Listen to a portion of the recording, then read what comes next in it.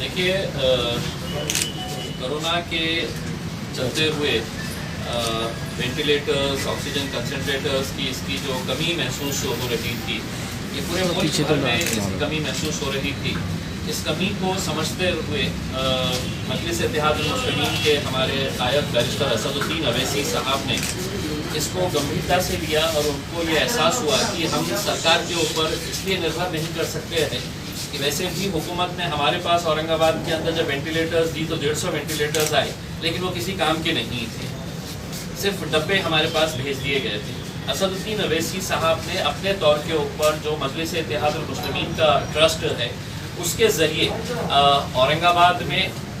मालेगांव के लिए, धुलिया के लिए, बिहार में बहुत सारे इक्विपमेंट्स जो पेशेंट्स को डायरेक्टली इसका फ़ायदा पहुंच सकता है वो इक्विपमेंट्स पहुंचाए हैं। असद साहब की मोहब्बत आप लोगों को मालूम है कि औरंगाबाद के लिए कितनी व्यक्ति है, उसे देखते हुए उन्होंने ये पूरा इक्विपमेंट्स यहाँ पर भेजा है, जिसके अंदर वेंटिलेटर्स है, जिसके अंदर ऑक्सीजन कंसनट्रेटर्स है, जिसमें मेडिकल के जो ऑक्सीमीटर्स होते हैं वो ऑक्सीमीटर्स है, थर्मामीटर्स है, थर्मामीटर्स के साथ साथ जो मेडिसिन का किट है, जो एक पूरा किट जो है ये अगर हम कोरोना के किसी पेशेंट को अगर देते हैं तो उसको थोड़ी सी डॉक्टर की सलाह लेके इसका पूरा फ़ायदा उसको पहुंच सकता है, उसको जाकर है तो ये मेडिसिन खरीदने की ज़रूरत नहीं पड़ सकती है, क्योंकि आज गरीबों को मेडिसिन खरीदने के लिए भी कितनी तकलीफ़ों का सामना करना पड़ रहा है, ये आप अच्छी तरह से समझ सकते हैं। तो ये इक्विपमेंट्स का इस्तेमाल हम किसी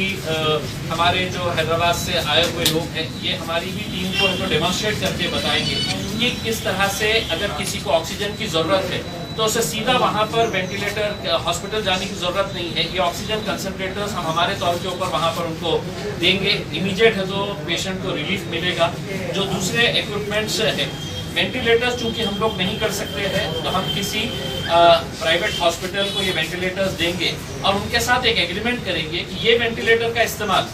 अगर किसी गरीब पेशेंट के ऊपर अगर वो करेंगे तो उससे वेंटिलेटर के चार्जेस नहीं लिए जाए, क्योंकि आज देख रहे हैं हम एक एक पेशेंट का बिल जो है वो प्राइवेट हॉस्पिटल के अंदर भी अगर देखा जाए तो लाखों रुपये के अंदर आ रहा है। तो हम बहुत कुछ तो नहीं, लेकिन हमारी तरफ से जितना हो सकता है हमने ये किए है। चूँकि लॉकडाउन की वजह से सामान लाना बहुत दिक्कत हो रही है, तो हमारी हैदराबाद की टीम जो है, माज साहब है, बाबा भाई है, ये लोगों ने ट्रेन के ज़रिए इसको लेकर आए हैं। आगे और भी कंसाइनमेंट्स आने वाले हैं। वो कंसाइनमेंट जैसे ही लॉकडाउन ख़त्म होता है तो वो कौन सा कंसाइनमेंट हमारी कोशिश है कि दूसरे हमारे जो ऐसे इलाके जहाँ पर मेडिकल की सुविधा बिल्कुल नहीं है तो वो सुविधाएं हम वहाँ पर देंगे। हमने देखा है कि ये कुछ लोग कहते हैं कि सरकारी अस्पताल के अंदर हम सरकार को इसमें से कुछ नहीं देने वाले हैं, क्योंकि सरकार की अब आदत पड़ गई है कि लॉकडाउन कर डालो, कोई ना कोई तो हमारी मदद करने के लिए आ जाएगा करके। हमने हॉस्पिटल की दशा कैसी है ये सभी लोग देख रहे हैं,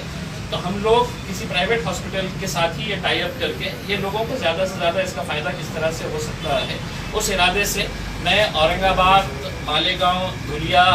महाराष्ट्र की आवाम की तरफ से आज़ाद बैरिस्टर असदुद्दीन अवैसी साहब का तहे दिल से शुक्रिया अदा करता हूँ कि ऐसे वक्त के अंदर बातें करने वाले बहुत होते हैं, लेकिन हकीकी तौर के ऊपर काम करने वाले ये